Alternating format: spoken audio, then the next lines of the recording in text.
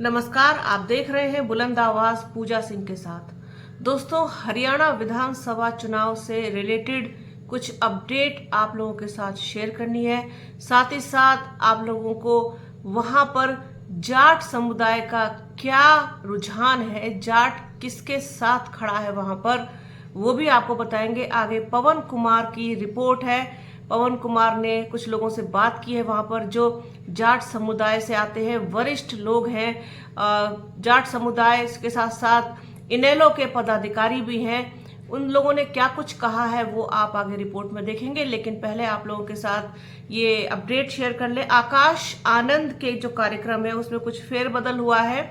फेरबदल किस तरीके से हुआ है कि 18 तारीख, तो डेट तो सेम ही है 18, 19, 20, लेकिन कार्यक्रम में कुछ चेंजेस हैं, वो आप लोगों के साथ शेयर करना है।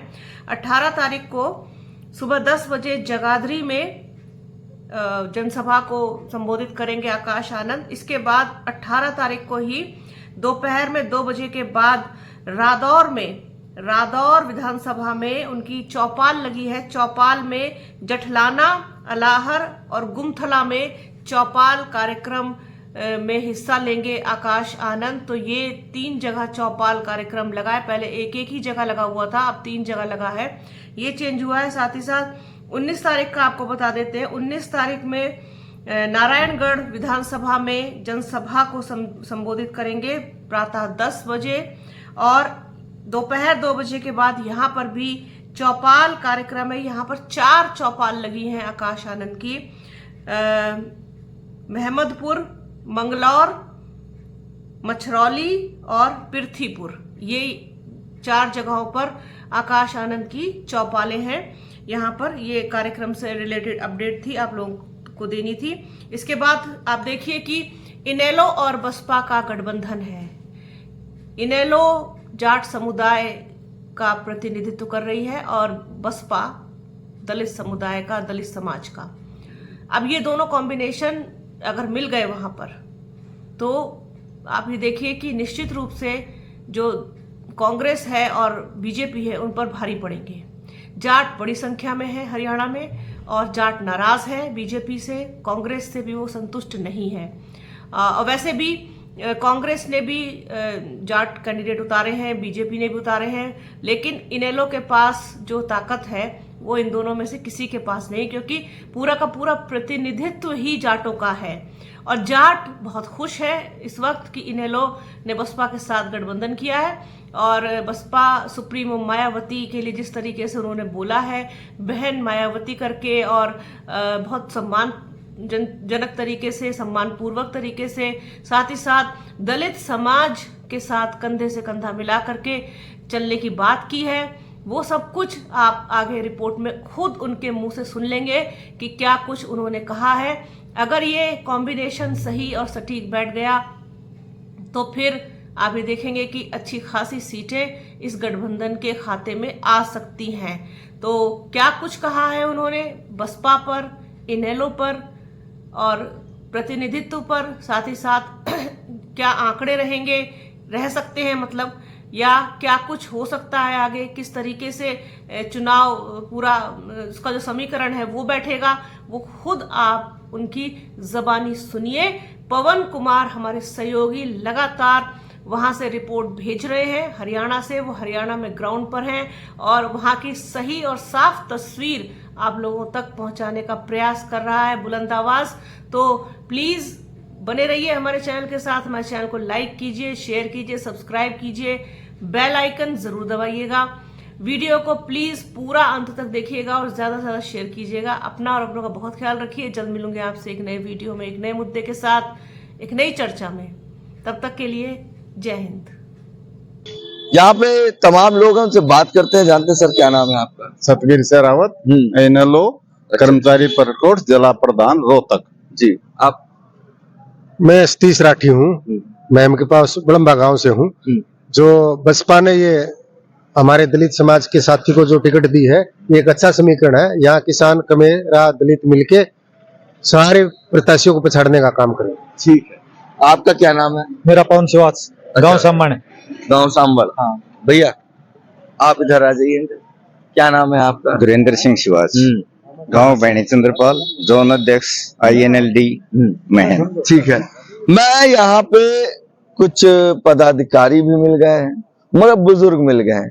कई विषयों पे बात करूंगा और जानने की कोशिश करूंगा पूरे मामले को कि क्या मामला है। ठीक है सर, क्या है चुनावी समीकरण? समीकरण यू है कि नेलो और बसपा गठबंधन जो है ना, बिल्कुल जीत का कगार पे है, पूरी तरीके से। पूरी तरीके से।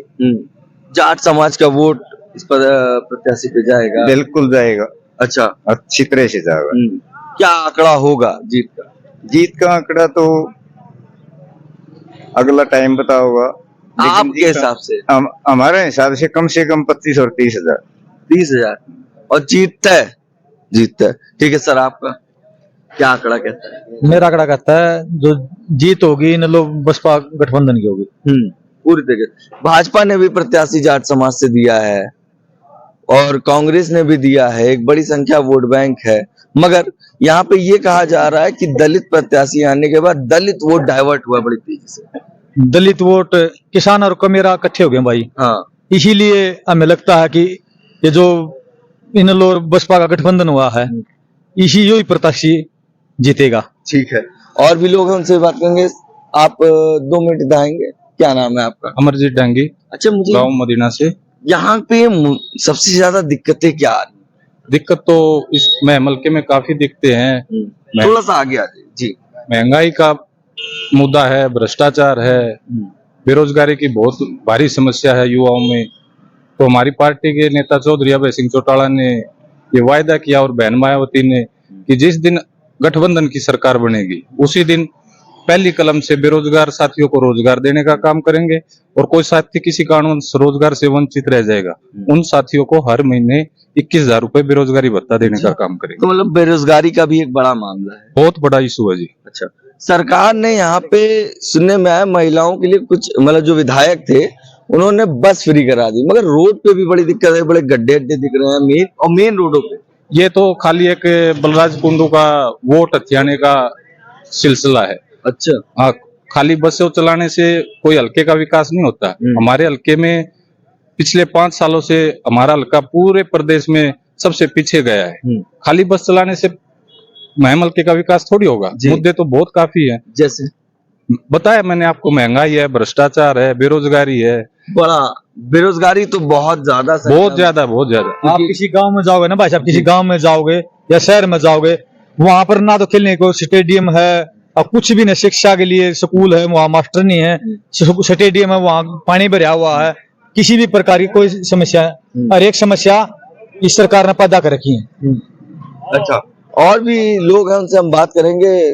कुछ लोग बहुत जरूरी है जी। सबसे बड़ी खुशी की बात हमने ये है कि बहन मायावती ने और चौधरी अभय सिंह चौटाला जी ने एक किसान और मजदूर के बेटे को यहाँ चुनाव मैदान में उतारा है। किसान इस प्रदेश का अन्नदाता है और मजदूर इस प्रदेश का निर्माता है। अगर मजदूर नहीं होगा, किसान नहीं होगा, तो देश की हालत बहुत खराब होंगे। ठीक है, मैं आपसे बात करना चाहूंगा। आपसे सवाल मेरा ये था कि जिस तरह से तमाम पार्टियों ने जाट समाज को प्रत्याशी उतारा है, मगर आप बसपा पे भरोसा कैसे कर रहे हैं? सवाल यहाँ बसपा के भरोसे की नहीं है, जो वोटों का ध्रुवीकरण है, क्योंकि इनेलो के अंदर भी छत्तीस बिरादरी की बहुत सारी वोट हैं और बसपा भी दलित समुदाय का प्रतिनिधित्व करती है। जो ये दलित का, कमेरे का, किसान का, युवा का जो एक समीकरण बनता हुआ है, और सारी पार्टियों की जो टिकटें हैं वो जनरल कैटेगरी में, तो वहाँ जो वोटों का ध्रुवीकरण होगा और इनेलो के कारण जो छत्तीस बिरादरी की वोट प्लस दलित समाज की वोट जो मिलके काम करेंगी, वो कहीं न कहीं इनेलो बसपा के कैंडिडेट को जिताने के लिए पूरी तरह सार्थक होगा ये प्रयास। अच्छा, ये प्रयास हो जाएगा क्योंकि यहाँ पे जो प्रत्याशी है वो निर्दलीय विधायक था शायद मेरे सामने। हाँ, यहाँ जो हमें इनेलो और किसान और कमेरे वर्ग की जो पार्टी ने कैंडिडेट उतारा है वही जीतेगा भाई। अच्छा, इस बार जीतेगा। मेरा यही इस जनता से जानने की कोशिश थी, इनसे बात करने की कोशिश थी। एक आखिरी सवाल आपसे मैं और लूंगा।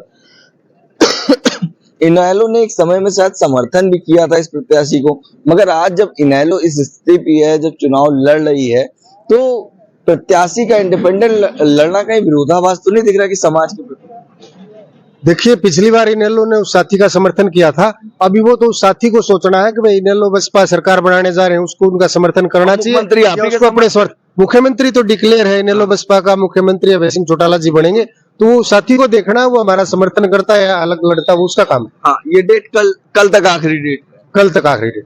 कुछ भी हो सकता है चुनाव में। कल तक के कई चीजें बदल जाएंगी। महम में भी तमाम प्रत्याशी हैं, काफी संख्या में प्रत्याशी महम से उतरे हैं। हाँ, 20-21 प्रत्याशी उतरेगा। कितने?